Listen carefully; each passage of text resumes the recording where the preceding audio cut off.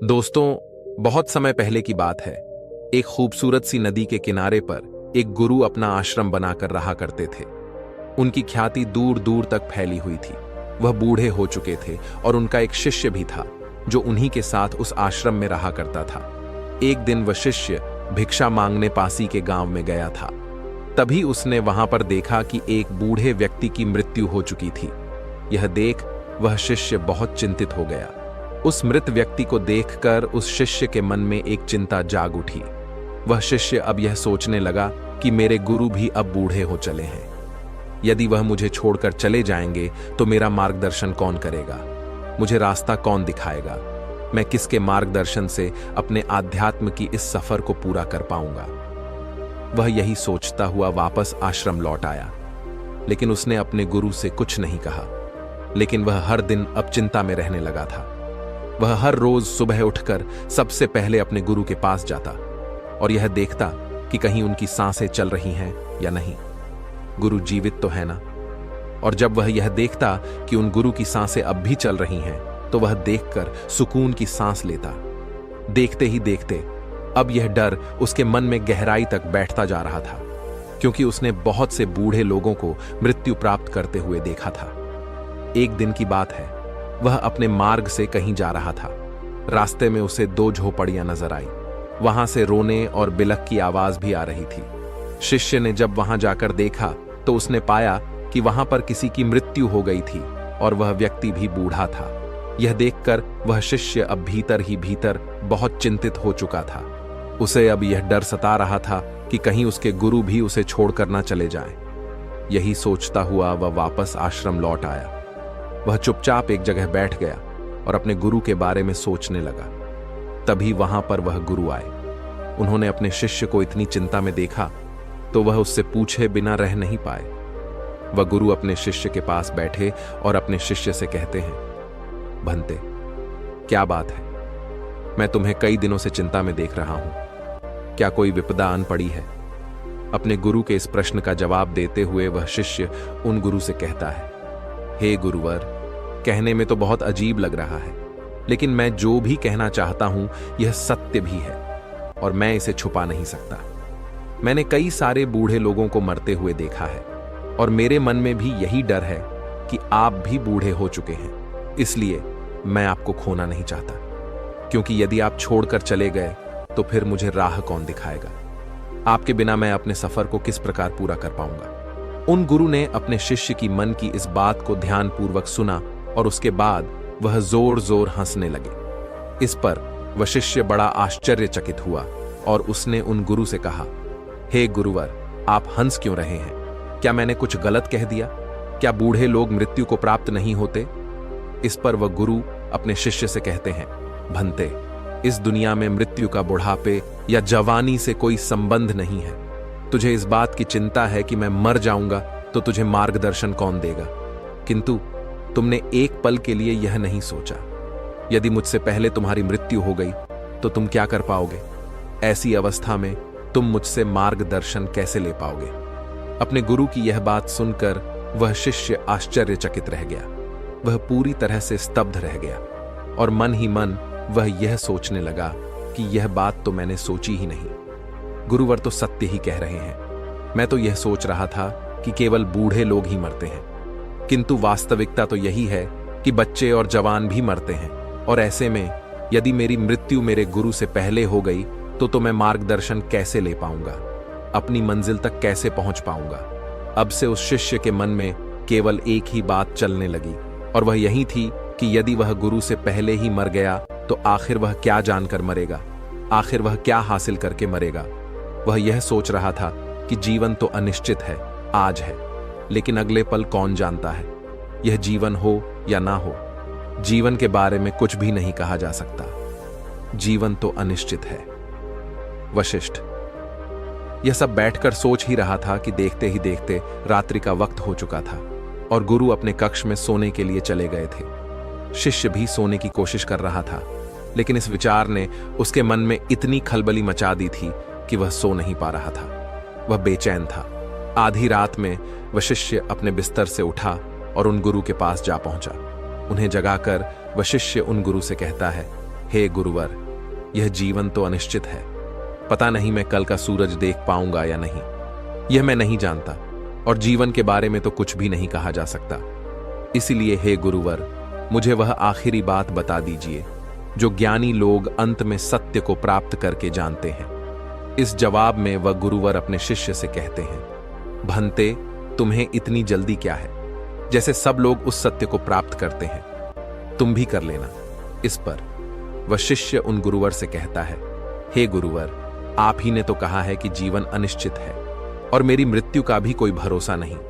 पता नहीं मैं कल का सूरज देख पाऊंगा या नहीं, कोई भरोसा नहीं है कि मैं सुबह तक जीऊंगा या नहीं, इसलिए मैं सुबह तक का इंतजार नहीं करना चाहता। आप मुझे अभी और इसी समय वह बात बता दीजिए। मैं वह आखिरी बात जानना चाहता हूं जो ज्ञानी लोग अपने जीवन के अंत में जानते हैं। कम से कम मृत्यु के वक्त मुझे यह तसल्ली तो होगी कि कम से कम मुझे वह बात पता है कि आखिर अंत में है क्या। इस पर वह गुरुवर अपने शिष्य से कहते हैं, ठीक है, यदि तुम यही जान चाहते हो तो मैं तुम्हें यह बात जरूर बताऊंगा, लेकिन आज नहीं, आज से 3 दिन बाद। इस पर वशिष्ठ कहता है, किंतु हे गुरुवर, मुझे यह तक नहीं पता कि मैं सुबह का सूरज देख पाऊंगा या नहीं, और आप मुझे 3 दिन इंतजार करने के लिए कह रहे हैं। इसके जवाब में वह गुरुवर अपने शिष्य से कहते हैं, भंते, यदि तुम वो बात जानना चाहते हो तो तुम्हें 3 दिन तक इंतजार करना ही होगा। इसके पहले मैं तुम्हें वो बात नहीं बता सकता। शिष्य किसी तरह से मान जाता है और वह अपने गुरु से कहता है, ठीक है गुरुवर, यदि आप कहते हैं तो मैं 3 दिनों तक इंतजार कर लेता हूं, लेकिन उसके बाद आपको वह बात मुझे बतानी ही होगी। आगे वह गुरुवर अपने शिष्य से कहते हैं, भंते, मैं तुम्हें वह बात अवश्य बताऊंगा, लेकिन मेरी एक शर्त है।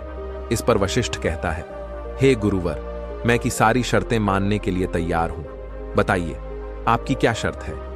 इस पर वह गुरुवर अपने शिष्य से कहते हैं, भंते, जब तक तुम वह बात नहीं जान लेते तब तक तुम्हारे गले से एक बूंद भी पानी नहीं उतरना चाहिए, अन्यथा तुम वह बात कभी नहीं जान सकोगे। शिष्य उन गुरु की बात मान लेता है और मन ही मन वह बहुत प्रसन्न हो जाता है कि कम से कम 3 दिनों बाद अब उसे वह बात पता चल ही जाएगी। और अब वह तीसरे दिन का इंतजार करने लगा और उसे उसके गुरुवर ने पानी पीने के लिए मना किया था, इसलिए उसने पानी का त्याग कर दिया। गर्मियों का समय था, जैसे तैसे उसने पहला दिन तो पानी के बिना काट लिया, लेकिन अगले दिन उसकी प्यास बढ़ने लगी। उसे जोरों की प्यास लग रही थी। जैसे तैसे वह अपने आप को संभाल रहा था और देखते ही देखते रात्रि का वक्त हो चुका था। दूसरा दिन खत्म होने को था, लेकिन उससे पहले ही उसे प्यास बर्दाश्त नहीं हो रही थी। उसका गला पूरी तरह से सूख चुका था और उसे जोरों की प्यास लगी थी। वह पानी पीना चाहता था और उसे अपनी प्यास अब बर्दाश्त नहीं हो रही थी। इसलिए वह अपने गुरु के पास गया और उसने अपने गुरु से कहा, हे गुरुवर, मुझे बहुत जोरों की प्यास लगी है, क्या मैं थोड़ा सा पानी पी सकता हूं? इसके जवाब में वह गुरुवर अपने शिष्य से कहते हैं, भंते, यदि तुम वो आखिरी बात जानना चाहते हो तो पानी मत पीना। यदि तुमने पानी पी लिया तो मैं तुम्हें वह बात बता ही नहीं पाऊंगा। इसलिए यदि तुम वह आखिरी बात जानना चाहते हो तो तुम्हें तीसरे दिन तक इंतजार करना ही होगा। और हां, यदि तुम वह बात नहीं जानना चाहते तो कोई बात नहीं, तुम पानी पीने के लिए स्वतंत्र हो। शिष्य ने जैसे तैसे खुद को मनाया और वह तीसरे दिन का इंतजार करने लगा। देखते ही देखते सुबह हुई, लेकिन अब वह तीसरा दिन उस शिष्य पर भारी पड़ने लगा था। उसके होंठ, उसका गला पूरी तरह से सूख चुके थे और उसे ऐसा प्रतीत हो रहा था मानो उसे चक्कर आ रहे हों। उस शिष्य को ऐसा लग रहा था कि मानो वह अभी अभी जमीन पर गिर पड़ेगा। वह जैसे तैसे किसी तरह से अपने आप को संभालते हुए उन गुरु के पास पहुंचा और उन गुरु से कहता है, हे गुरुवर, यदि मैं प्यास के कारण मर गया तो वह आखिरी बात कैसे जान पाऊंगा, और फिर मेरे 3 दिनों तक इंतजार करने का क्या लाभ? इस पर वह गुरुवर अपने उस शिष्य से कहते हैं, भंते, यदि तुम्हें प्यास लगी है तो मैं तुम्हें पानी के विषय में कुछ बातें बताता हूं। पानी का कोई रंग नहीं होता, यह श होता है, यह नदियों में बहता है, हम तक पहुंचता है और यह बारिश के रूप में भी बरस जाता है। पानी से हमारी प्यास बुझ जाती है। पानी हमारे शरीर के लिए बहुत ही आवश्यक है। पानी अमृत है। इस पर वह शिष्य क्रोधित होते हुए अपने गुरु से कहता है, हे गुरुवर, पानी की बातें सुनकर मेरी प्यास थोड़ी ना बुझने वाली है। इस पर वह गुरुवर अपने शिष्य से कहते हैं, भंते, तो तुम्हारी प्यास कैसे बुझेगी? शिष्य ने जवाब देते हुए कहा, हे गुरुवर, जब तक मैं पानी नहीं पी लेता मेरी प्यास कैसे बुझेगी? तभी वह गुरुवर उस शिष्य से कहते हैं, ठीक है, किंतु ऐसे ही ज्ञान की बातें सुन लेने से सत्य प्राप्त नहीं होता। ज्ञान तुम्हारे भीतर भी तो होना चाहिए। जो आखिरी बात तुम मुझसे पूछ रहे थे, यदि वो आखिरी बात मैं तुम्हें बता दूं तो उससे क्या होगा? यह ऐसे ही होगा जैसे मैंने तुम्हें पानी के विषय में बताया। पर क्या इससे तुम्हारी प्यास बुझ गई नहीं? तभी वह शिष्य उन गुरु की बात काटते हुए कहता है, हे गुरुवर, मैं आपकी बात समझ गया। वह आखिरी बात मुझे खुद ही अनुभव करनी होगी। तभी उन गुरु ने शिष्य को पानी पिलाया। तभी अचानक वह गुरु शिष्य के चरणों में जा गिरा और शिष्य से कहने लगा, भंते, अब मैं बहुत बूढ़ा हो चुका हूं। मेरे पास अब ज्यादा जीवन भी नहीं बचा। मेरे शरीर में अब वह जान भी नहीं रही। और यह सब मैंने केवल इसलिए किया कि वह आखिरी बात बता देने के बाद तुम यह ना मानकर बैठ जाओ कि तुम्हें सब कुछ पता है। अब सुनो, मैं तुम्हें वह आखिरी बात बताने जा रहा हूं। इसे ध्यानपूर्वक सुनना, लेकिन मेरी एक बात हमेशा याद रखना। जब तक तुम इस चीज का खुद अनुभव नहीं कर लोगे, यह बात केवल तुम्हारे लिए बात रह जाएगी। इसका तुम्हें कोई लाभ नहीं मिलेगा। परंतु उससे पहले यह जान लो कि इस दुनिया में जितनी भी बातें कही गई हैं, वह सब केवल बात बढ़ाने की बातें हैं। कोई भी बात जब कोई कहता है तो उससे कई सारी बातें निकलती हैं। हर व्यक्ति अपने हिसाब से बात को समझता और कहता है। इस तरह से एक से अनेक बात निकलती है। और इसीलिए इस दुनिया में सत्य कहने की कोई भाषा नहीं है, कोई बात नहीं है। सत्य ही है जो वो आखिरी बात है जिसे कहा नहीं जा सकता, क्योंकि सत्य एक ही होता है और वह हर स्थिति या परिस्थितियों में एक ही जैसा होता है।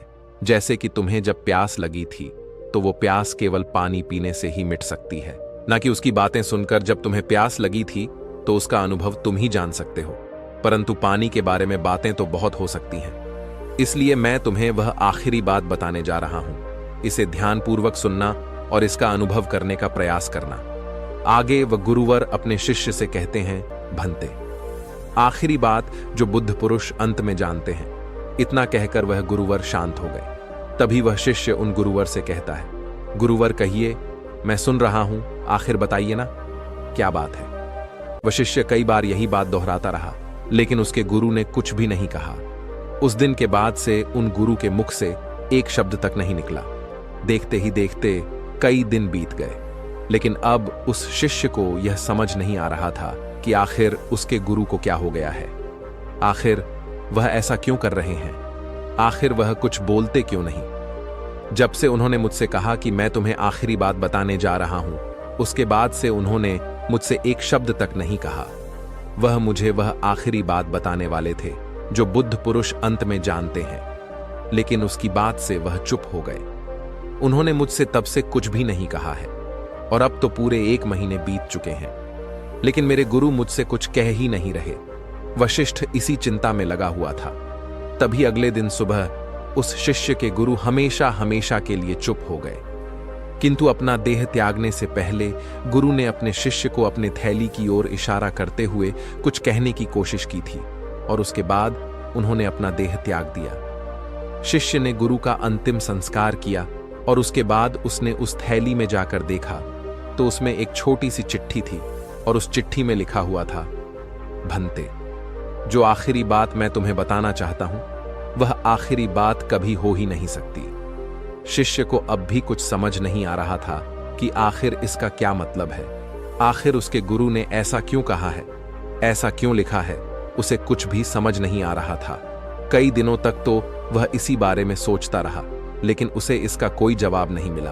अंत में उसने यह तय किया कि जैसा भी उसे उसके गुरु ने मार्ग दिखाया है वह उस मार्ग पर आगे बढ़ेगा और सत्य की प्राप्ति करेगा। वह आध्यात्म की मार्ग पर आगे बढ़ता गया और करीब 10 सालों की खोज बन के बाद आखिरकार एक दिन उसने सत्य को प्राप्त कर ही लिया और तब जाके उसे अपने गुरु की बात समझ में आ गई और अब वह मौन हो चुका था और अब उसे वह आखिरी बात पता चल चुकी थी।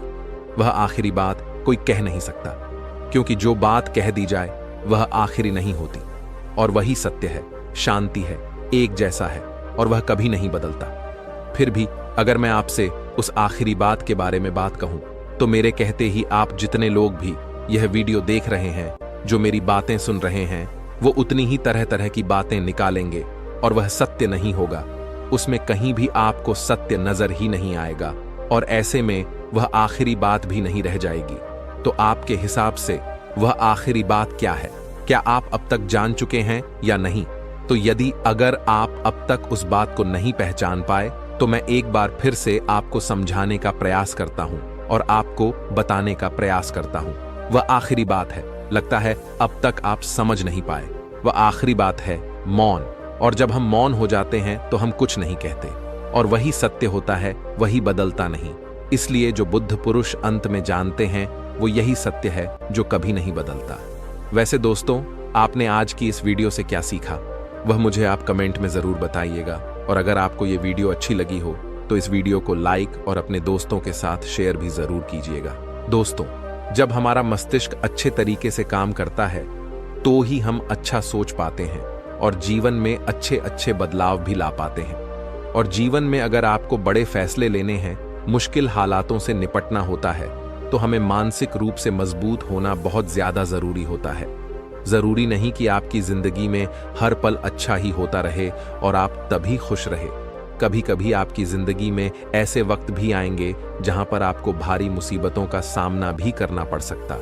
ऐसे में कई बार होता है कि इंसान मुसीबतों का सामना करते करते, अपने मुश्किल हालातों से लड़ते लड़ते अपने जीवन से हारने लगता है।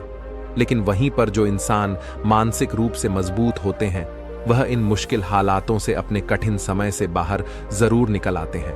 तो दोस्तों, आज की इस वीडियो में हम अपने मुश्किल वक्त से बाहर कैसे आएं, इसी पर चर्चा करने वाले हैं। मैं 8 नियम बताने वाला हूं, जिसे अगर आप जान और समझ लेते हैं तो यकीन मानिए आप अपने मुश्किल हालातों से जरूर बाहर निकल आएंगे और आप मानसिक रूप से एक मजबूत इंसान भी बन जाएंगे। तो मित्रों, आज की यह वीडियो बहुत ही महत्वपूर्ण होने वाली है, इसे छोड़कर कहीं जाइएगा नहीं। मित्रों, एक बार एक बौद्ध महात्मा आश्रम में अपने शिष्यों को दिमाग के ऊपर कुछ प्रवचन दे रहे थे। गुरु कह रहे थे कि इंसान के मस्तिष्क के विचार कभी अच्छे होते हैं तो कभी बुरे होते हैं। अच्छे विचार जब उसके दिमाग में जन्म लेते हैं तो वह अच्छी और कल्याणकारी बातें सोचता है, लेकिन वहीं पर अगर बुरे और गलत भावनाएं जन्म लेती हैं तो उससे उसका पतन होता है। तभी उन्हीं में से एक राजवंत नाम का शिष्य खड़ा होता है और गुरु से पूछता है कि गुरुवर, क्या कुछ ऐसा तरीका आप बता सकते हैं जिससे कि हम अपने मस्तिष्क को मजबूत और ताकतवर बना सकते हैं, खुद को मानसिक रूप से मजबूत बना सके। गुरु कहते हैं कि अवश्य मैं बताऊंगा, लेकिन उससे पहले मैं कुछ बातें मन पर बता रहा हूं, जिसे तुम लोग ध्यानपूर्वक सुनना। तभी जाकर के हम बताएंगे कि मानसिक रूप से मजबूत कैसे बने। तभी तुम सब इस बात को बड़ी ही आसानी से समझ पाओगे। गुरु कहते हैं कि जब भी हम कुछ सोचते हैं तो सबसे पहले वह विचार हमारे मस्तिष्क में जन्म लेते हैं और उसी के अनुरूप हमारा पूरा शरीर कार्य करने लगता है। मान लो कि आप कुछ दुख भरी बातें सोचते हैं तो आप बिल्कुल शिथिल होते चले जाते हैं, आपके शरीर की ऊर्जा कम होने लगती है। लेकिन वहीं पर अगर आप कुछ उत्साह भरी बातें सोचते हैं तो आपके शरीर के अंदर असीमित ऊर्जा बहने लगती है। आप वाकई में ऊर्जावान दिखाई देने लगते हैं। आप यह अनुभव खुद कर पाएंगे कि जब आप खुशी होते हैं तो आपके शरीर के अंदर बहुत ऊर्जा आ जाती है, आपका रोम रोम खिल उठता है। ऐसा इसलिए हुआ क्योंकि आपने अपने दिमाग में कुछ जोश भरी बातें सोची। शरीर तो वही है आपका, लेकिन जब आप दुखी होते हैं तो आपका शरीर बिल्कुल ऊर्जा विहीन हो जाता है। लेकिन जब आपके विचार जोश भरे वाले होते हैं तो आपका शरीर खिल उठता है। यानी हमारा शरीर किस तरीके से काम करेगा, यह सब हमारे मस्तिष्क में उत्पन्न हो रहे विचारों पर निर्भर करता है। अब तुम सबको मेरी बातें बहुत ही अच्छे तरीके से समझ में आएंगी। अब हम बताने जा रहे हैं कि मानसिक रूप से हम मजबूत कैसे बने। गुरु कहते हैं कि मैं तुम सबको 8 तरीका बताऊंगा।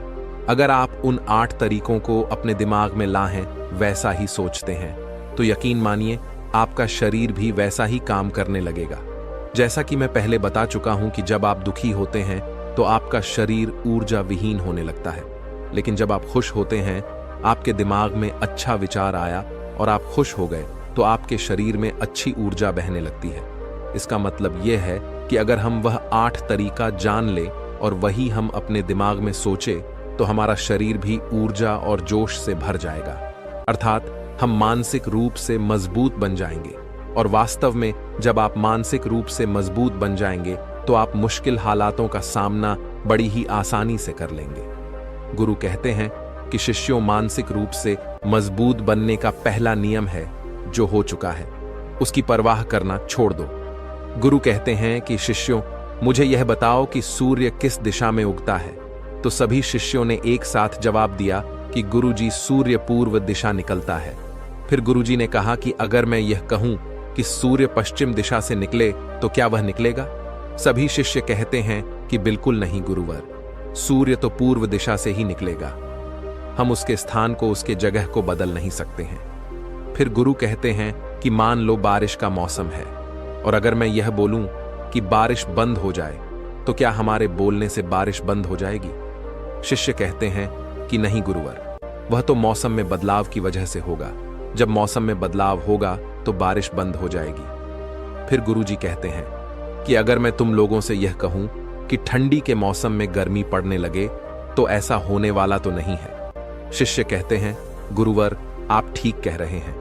यह कभी नहीं हो सकता कि ठंडी के मौसम में गर्मी पड़े और गर्मी के मौसम में ठंडी पड़ने लगे। यह मौसम तो प्रकृति पर निर्भर करता है, जो कि हमारे बस में नहीं है। फिर गुरु कहते हैं कि ठीक उसी प्रकार अगर जो चीज हमारे वश में नहीं होती है, या जो बातें, घटनाएं बीत चुकी हैं, अगर हम उन घटनाओं को लेकर के बार बार परेशान होते रहेंगे या उसकी बहुत ज्यादा परवाह करेंगे, तो क्या हम भूतकाल की घटनाओं को बदल सकते हैं? शिष्य कहते हैं कि नहीं गुरुवर।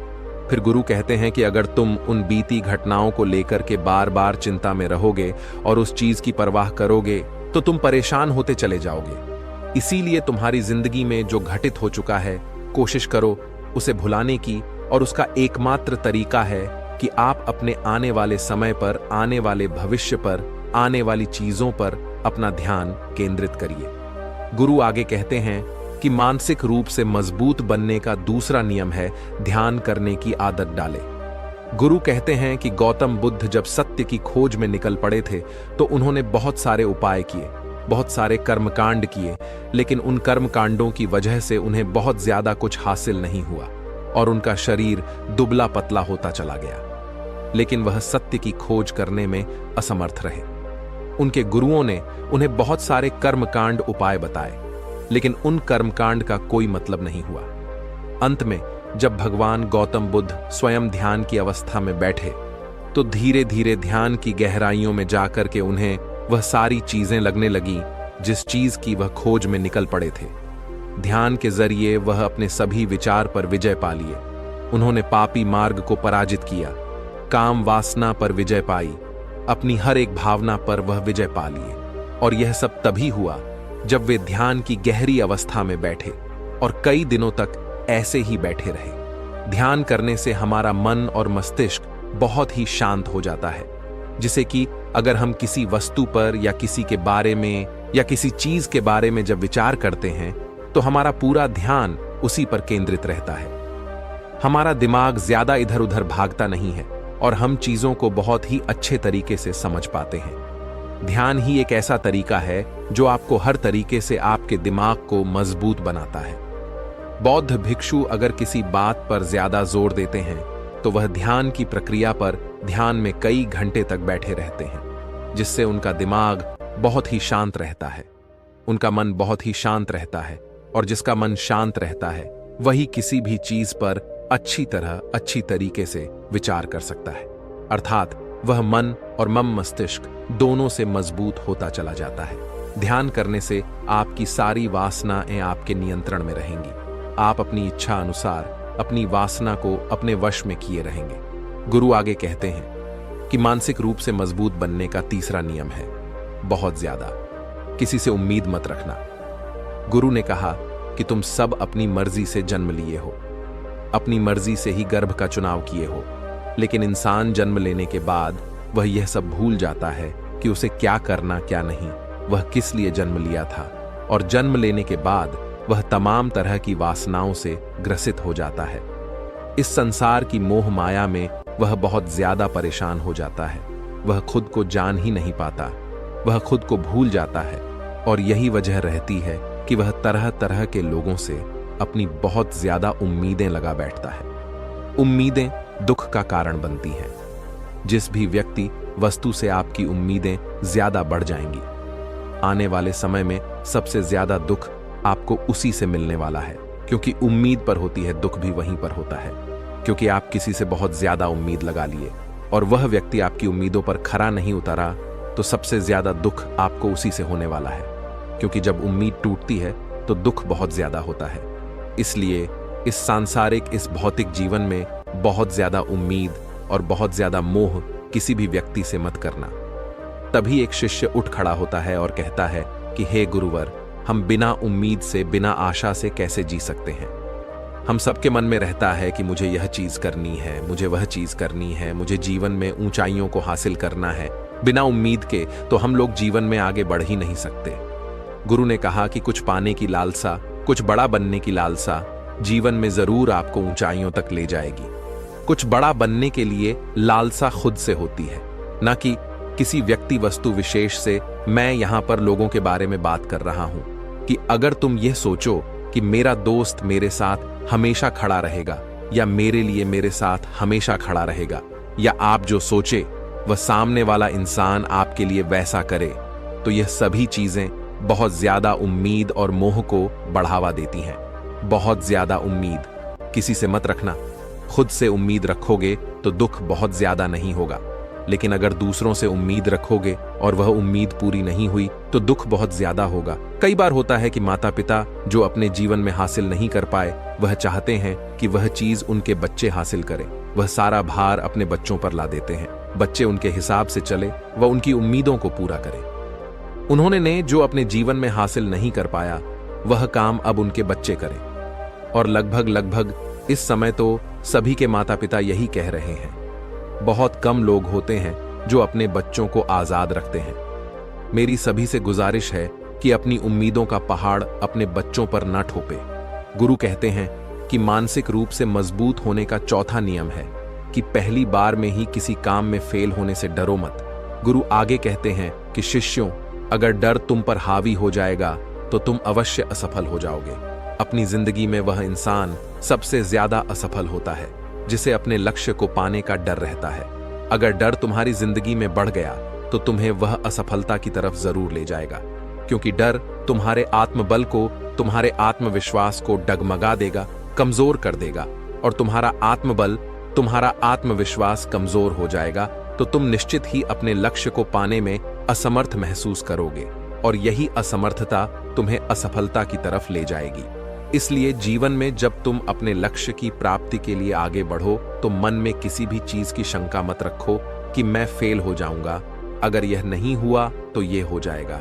ये सब बातें अपने दिमाग में मत लाओ, क्योंकि ये सभी बातें आपको डर की तरफ ले जाएंगी। और जब डर बढ़ेगा तो तमाम शंका आपके दिमाग में पैदा होगी। आपको घबराहट भी हो सकती है, आपको नींद नहीं आएगी, रात को बेचैन मन होने लगेगा, क्योंकि आपका डर आपको असफलता की तरफ ले जा रहा है।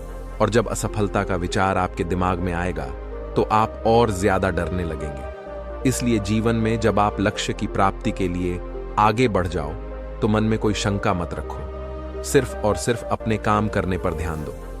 जब तुम काम करने पर ध्यान दोगे तो तुम कभी डरोगा नहीं, क्योंकि तुम अपने लक्ष्य की प्राप्ति के लिए काम कर रहे हो, उसके लिए जुट गए हो, तो तुम्हारा डर खत्म हो जाएगा। और जब डर खत्म हो जाएगा तो तुम जरूर सफल हो जाओगे। गुरु आगे कहते हैं कि पांचवा नियम है मानसिक रूप से मजबूत बनना।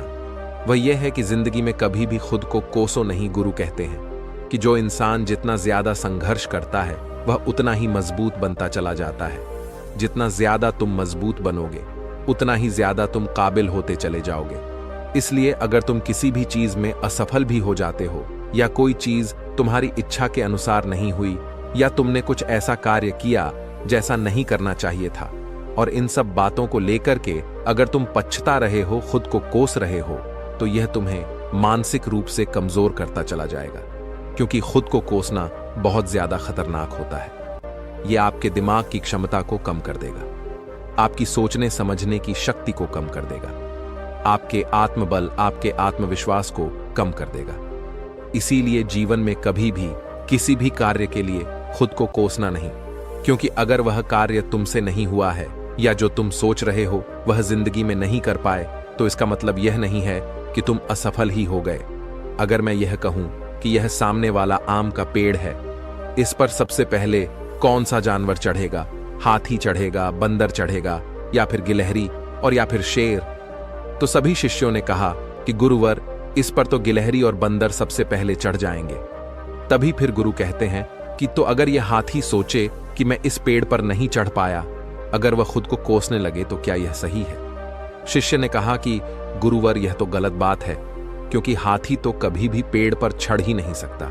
हाथी तो पेड़ पर चढ़ने के लिए बना ही नहीं है। गुरु कहते हैं कि ठीक इसी प्रकार हर एक व्यक्ति का काम करने की कला का, दिमाग का अलग अलग महत्व होता है। कोई किसी कार्य में माहिर होता है तो कोई किसी कार्य में, बस हमें इसी को समझने की जरूरत होती है। जरूरी नहीं कि दुनिया के लोग जैसा कर रहे हैं तो तुम भी वैसा करो। तुम अपनी प्रतिभा के हिसाब से कार्य को करो। अगर तुम अपनी प्रतिभा के हिसाब से करोगे तो तुम उसमें जरूर सफल होगे। गुरु आगे कहते हैं कि मानसिक रूप से मजबूत बनने का छठा नियम है, अपनी ऊर्जा को व्यर्थ में बर्बाद मत करो। गुरु कहते हैं कि तुम सबके अंदर अभी बहुत ऊर्जा है। कभी भी अपनी ऊर्जा को गलत कार्यों में, गलत लोगों पर बर्बाद मत करना, क्योंकि अगर तुम अपनी ऊर्जा को बर्बाद करोगे तो वह तुम्हें बर्बादी की तरफ ले जाएगी। इसलिए अपनी ऊर्जा को अपने लक्ष्य में लगाओ, क्योंकि अभी तुम सबके पास बहुत ज्यादा ऊर्जा है। अगर तुम सब पूरी ऊर्जा के साथ अपने लक्ष्य पर जुड़ जाओगे तो तुम जरूर सफल हो जाओगे। लेकिन अगर तुम ऊर्जा को गलत जगह पर लगा रहे हो तो तुम्हारी ऊर्जा बिखरने लग, और जब ऊर्जा बिखरने लगेगी तो तुम कभी भी अपने लक्ष्य को प्राप्त नहीं कर पाओगे। गुरु आगे कहते हैं कि मानसिक रूप से मजबूत बनने का 7वां नियम है, सुनो सबकी लेकिन करो अपने मन की। गुरु कहते हैं कि शिष्यों, पहले ध्यान से तुम यह पता करो कि तुम्हारे अंदर कितनी क्षमता है। अगर तुम सबको अपनी क्षमता के बारे में पता है तो तुम अपनी क्षमता के हिसाब से कार्य को करो। भले लाखों लोग तुमसे यह बोले कि तुम इस कार्य को नहीं कर सकते हो, उस कार्य को नहीं कर सकते हो, तो तुम कभी भी उन पर भरोसा नहीं करना या उनके हिसाब से मत चलना, क्योंकि शरीर तुम्हारा अपना है। तुम्हें खुद के बारे में सबसे ज्यादा तुम ही जान पाओगे। कोई दूसरा तुम्हारे बारे में तुमसे ज्यादा नहीं जान पाएगा। तुम सबको अपने अपने बारे में पता होगा, अपनी अपनी क्षमता के बारे में पता होगा कि तुम इस कार्य को या किसी भी कार्य को कैसे कर सकते हो। कोई किसी कार्य को बहुत जल्दी कर सकता है तो कोई थोड़ा समय लगा सकता है। ये सब बातें तुम सबको खुद के बारे में सबसे ज्यादा तुम्ही को ही पता होगी। इसलिए तुम्हारे अंदर जो क्षमता है, अपनी क्षमता के हिसाब से ही अपने कार्य का चुनाव करो। और जब तुम अपनी क्षमता के हिसाब से कार्य को करोगे, खुद के अंदर की आवाज को सुनोगे, तो तुम जीवन में जरूर आगे जाओगे। कई बार होता है कि लोग खुद की क्षमता को पहचानता ही नहीं, जैसा दूसरे लोग कह रहे हैं वह वैसा ही करने लगते हैं और अपनी जिंदगी का ढेर सारा समय यूं ही बर्बाद कर देते हैं। उनसे ऐसा काम करने को कहा गया था तो वह भी वैसा ही काम करने में जुट गए, बिना सोचे समझे कि उनकी क्षमता कितनी है या उनकी प्रतिभा उस कार्य में है कि नहीं। तो ऐसे लोग कभी भी अपने लक्ष्य को प्राप्त नहीं कर सकते, क्योंकि जो इंसान अपनी खुद की क्षमता को नहीं पहचान पाएगा वह जीवन में कभी भी सफलता अर्जित नहीं कर पाएगा। यह शरीर तुम्हारा है, यह दिमाग तुम्हारा है। सोचने से समझने की शक्ति भी तुम्हें ही तय करनी है। तो पता होना चाहिए कि तुम्हारा शरीर कितना मजबूत है, कितना ताकतवर है और इसमें कितनी क्षमता है। और अगर क्षमता नहीं है तो अपने शरीर की क्षमता को बढ़ाने की कोशिश करिए और खुद के अंदर की खुद की भावनाओं को सुनने का प्रयास करिए और अपनी क्षमता के हिसाब से आगे बढ़। फिर गुरु आगे कहते हैं कि मानसिक रूप से मजबूत बनने का 8वां नियम है, बोलना कम करो और अपने कार्य पर ध्यान दो। गुरु आगे कहते हैं कि जो इंसान बहुत ज्यादा बोलता है वह अपनी ऊर्जा को यूं ही नष्ट करता रहता है, क्योंकि जो बोलता ज्यादा है वह सोचता कम है। क्योंकि उसने अपनी सारी की सारी ऊर्जा बोलने में खपत कर दी तो वह सोचेगा क्या उसे सोचने का समय ही नहीं मिल पाया। लेकिन जो इंसान कम बोलता है उसे सोचने का समय ज्यादा मिल जाता है। और जब तुम किसी बात पर या किसी तत्व पर ज्यादा विचार करोगे तो जाहिर सी बात है कि तुम्हारे दिमाग में तमाम विचार आएंगे और वह विचार ही तुम्हें सफलता की तरफ ले जाएंगे। गुरु कहते हैं कि शिष्यों, अगर मैं तुमसे कुछ सवाल पूछता हूं तो सबसे पहले तुम सोचते हो, तुरंत बोल तो नहीं देते, लेकिन अगर कोई यहां बैठा है और वह अपने साथी से बात कर रहा है, अपने दूसरे गुरु भाइयों से बात कर रहा है, तो वह कभी हमारी बात पर ध्यान नहीं दे पाएगा और जब हम प्रश्न पूछेंगे तो उसका गलत जवाब वह दे देगा, क्योंकि वह बोलने में अपनी ऊर्जा व्यर्थ कर रहा है। वह हमारी तरफ तो ध्यान दिया ही नहीं, लेकिन जो शिष्य शांत है, हमारी बात को ध्यान से सुन रहा है, तो वह सोच विचार करके पूर्ण तरीके से उत्तर देगा और उसके उत्तर भी सही होंगे। इसलिए शिष्यों, कम बोलने का अभ्यास करो। जब तुम कम बोलने का अभ्यास करोगे तो तुम किसी भी बात पर, किसी भी तथ्य पर ज्यादा विचार कर पाओगे। तो जाहिर सी बात है कि समस्या का समाधान जरूर निकल कर आएगा और कम बोलने से तुम्हारी ऊर्जा की भी बचत होगी। उस ऊर्जा को सोचने में लगाओ। गुरु कहते हैं कि शिष्यों, यह थे मानसिक रूप से मजबूत बनने के 8 नियम। अगर तुम सब यकीन के साथ इन 8 नियमों का पालन अपनी जिंदगी में करते हो तो तुम मानसिक रूप से अवश्य मजबूत बनोगे। फिर कोई परेशानी, कोई भी रुकावट तुम्हारी जिंदगी में नहीं आने वाली है। कोई समस्या भी आएगी तो तुम उसका डटकर सामना भी कर पाओगे। सभी शिष्य गुरु की बात को सुनकर के उनका कोटि कोटि नमन करते हैं और वे लोग समझ जाते हैं कि मानसिक रूप से मजबूत बनने के यह 8 नियम उनकी जिंदगी में कितने हितकारी साबित होने वाले हैं। वह सभी गुरु को प्रणाम करते हैं और उस दिन की शिक्षा भी पूरी हो जाती है। सभी लोग अपने आश्रम में चले जाते हैं। तो दोस्तों, उम्मीद है इस वीडियो से आपको काफी कुछ सीखने को मिला होगा।